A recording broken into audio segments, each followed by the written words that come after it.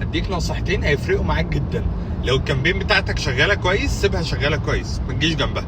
الكامبين مش كل كامبين احنا بنوقفها بسرعه، في كامبينز بتقعد معانا بالشهور بنفضل سايبينها شغاله.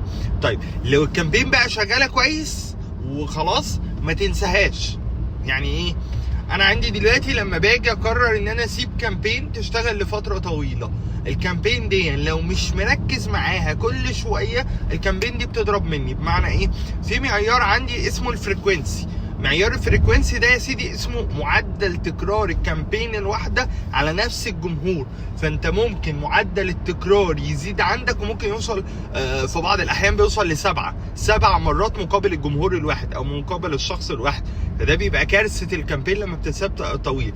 فانت بتسيب الكامبين لفتره طويله جدا وبتبص على الفريكوينسي بيطلع معاك بيعلى معاك بطريقه اوفر وبيوصل لمراحل 4 و5 والى اخره، ولا لسه في المعدل الطبيعي بتاعه.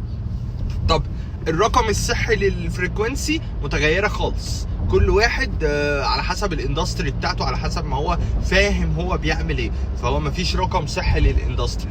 طيب المصطلح اللي انا بقوله دون اسمه حرق الجمهور، ان احنا بنسيب الكامبين لغايه ما بتتحرق مع الجمهور، فبتجيله مره واثنين والثلاثه. فسيب الكامبين شغاله، لو هي جايبه ريزلت معاك كويسه سيبها شغاله لفتره طويله، بس ركز مع الفريكوينسي وركز مع الكامبين كتوتال يعني.